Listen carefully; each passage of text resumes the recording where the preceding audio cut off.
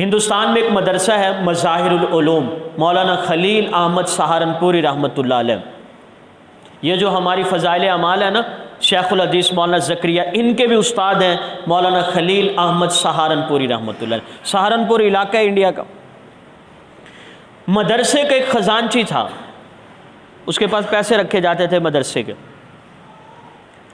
تو وہ باکس متقی تھا، باکس ہوتا تھا، اس کو لاک کر کے رکھتا تھا. اس کا ایک تقیہ کلام تھا. تقیہ کلام سمجھتے ہیں نا، ہر دفعہ ایک ہی بات، جو بھی بات کہتا اللہ کے فضل سے، ہر بات میں اللہ کے فضل سے، اللہ کے فضل سے. اس کو کہتے ہیں تقیہ کلام. صبح صبح حضرت خلیل احمد سہارنپوری رحمۃ اللہ علیہ کی خدمت میں آیا، کہنے لگا حضرت رات تو اللہ کے فضل سے اللہ کا غضب ہو گیا. سمجھ آیا پوائنٹ؟ وہ اللہ کے فضل سے تو تقیہ کلام تھا، بتانا چاہتے تھے کہ یہ غضب ہو گیا. آپ نے پوچھا کیا ہوا؟ کہنے لگے رات میری آنکھ کھلی، ایک بندہ آیا ہوا تھا اور وہ اس لاک کو توڑ رہا تھا، پیسے نکالنے کی کوشش کر رہا تھا. حضرت سہارنپوری فرماتے ہیں میں نے اس سے کہا کیوں، آپ نے کیا کیا؟ کہنے لگے میں نے اس کو کہا کہ تجھ سے جتنا زور لگتا ہے نا لگا لے، یا توڑ کے دکھا یا کھول کے دکھا. سمجھ آئیے؟ چور کو چیلنج کر رہے ہیں. اللہ والے ہوتے ہیں. دیکھیں نا یقین کی کیفیت.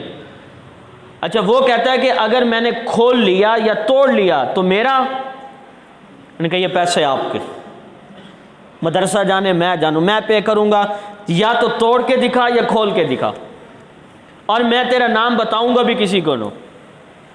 اس نے آدھی رات زور لگاتا رہا کہ ایک تالا توڑنا کون سی بڑی بات ہے، لیکن پوری آدھی رات بیت گئی، نہ تالا توڑ سکا نہ تالا کھول سکا. حضرت نے فرمایا اچھا تم نے کیا کیا تھا؟ پتہ تو تھا حضرت کو.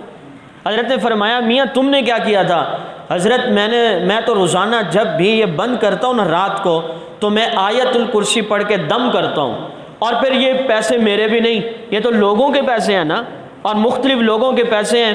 میرے ہوتے میں سوچتا حلال ہے حرام ہے کیا ہے، نہیں، چونکہ آیت الکرسی پڑھی میں نے، پیسے لوگوں کے ہیں، مجھے 100% یقین تھا کہ یہ نہیں توڑ سکتا. لہذا ساری رات گزر گئی، آیت الکرسی کی فضیلت اور برکت کی وجہ سے نہ وہ تالا توڑ سکا نہ تالا کھول سکا. آج سے بہت عرصہ پہلے گھوٹکی میں سندھ میں ایک ٹرین حادثہ پیش آیا تھا بہت بڑا. مفتی عبدالرؤف سکھروی رحمۃ اللہ علیہ فرماتے ہیں کہ آج تک پاکستان کی تاریخ میں وہ حادثہ ویسے نہیں ہوا. کوئی ترتیب ایسے بنی کہ پورا ڈبہ جو تھا وہ جل گیا، پورے انسان اس میں جو تھے وہ کوئلہ بن گئے سارے کے سارے اس ٹرین میں. حادثہ جو ہوا، اب ایک بندہ، اس کی جو برتھ تھی،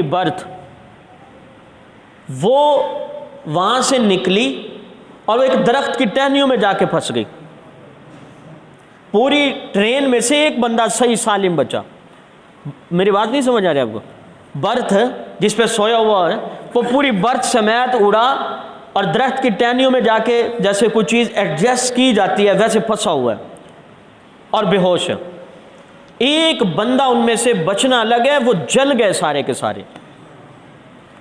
ہاسپٹل میں اس کو لے کے آئے، ہوش آیا تو اس نے کہا میں تو ٹرین میں تھا، میں ادھر کہاں گیا ہوں. انہوں نے ساری بات بتائی اسے، اور ساری بات بتانے کے بعد اسے کہا کہ وہ نسخہ تو بتا دو کہ پوری ٹرین کے اب ہر بندہ ہی جل گیا، تمہاری برتھ گاڑی سے کیسے نکلی، درخت پہ جا کے ایڈجسٹ ہو گئی، اور تم صحیح سالم ہو، تمہارا بال بھی کا نہیں ہوا، یہ کیا نسخہ ہے؟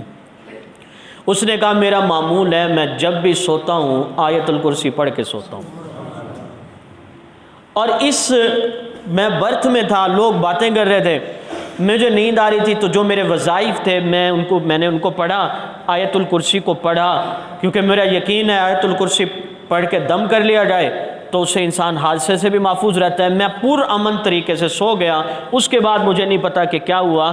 آیت الکرسی کی برکت دیکھیے، پوری ٹرین کا ہر بندہ جل گیا، لیکن جس نے آیت الکرسی کو پڑھا تھا اللہ نے اس کو صحیح سالم رکھا. لیکن یہ بات ذہن میں رکھیے گا کہ انسان، یہ چیزیں تب اثر کرتی ہیں جب انسان کا رزق بھی حلال ہو. اس نے زکوٰۃ دی ہوئی ہو، متقی پرہیزگار ہو، تب ان چیزوں کی حفاظت ہوتی ہے، ورنہ آیت الکرسی پڑھنے کا بھی اس کو کوئی فائدہ نہیں ہے۔ اب ایک آخری بات میری،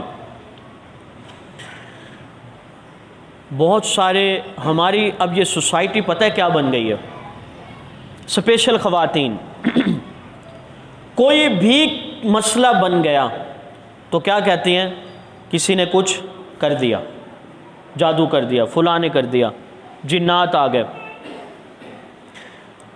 بعض لوگوں کے یہ بھی مسائل ہوتے ہیں، وہ کہتے ہیں کہ کپڑا جل جانا، اس میں باکس کے اندر کپڑا ہے، اس میں اٹیچی کیس میں کپڑا نکالتے ہیں تو جلا ہوا ہوتے ہیں ایسے کپڑے جلے ہوئے کٹے ہوئے، یہ علامت ہوتی ہے جنات کی، آگ لگی ہوئی، جگہ جگہ سے پھٹے ہوئے ہونا، نشان لگے ہوئے ہونا، سیاہ نشان لگے ہوئے ہونا۔ اب وہ پریشان ہو جاتے ہیں، اور یہ جنات ہی ہوتے ہیں، جنات بھی بعض اوقات پیسے لے جاتے ہیں، سامان پورا اٹھا کے لے گئے، کپڑے اٹھا کے لے گئے، پیسوں کو جلا دیا۔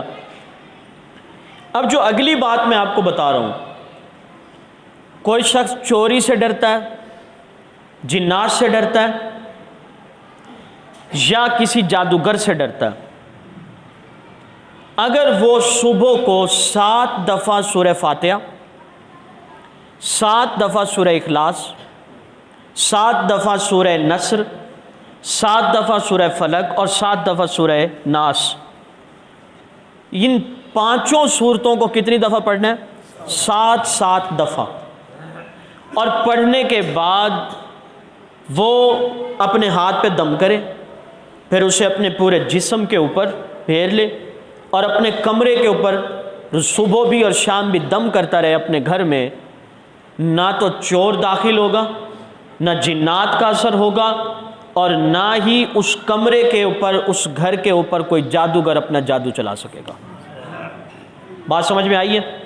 یہ معمول بنا لے، آیت الکرسی کا تو معمول آپ نے بنانا ہی ہے، یہ معمول بنا لے، صبح کو 7 دفعہ سورہ فاتحہ، اور چاروں کل، آسان لفظوں میں چاروں کل 7 دفعہ اس کو آپ پڑھیں، اور پڑھنے کے بعد اپنے اوپر، بچوں پر، بیوی پر، گھر پر پھونک دیں، صبح بھی شام کو بھی۔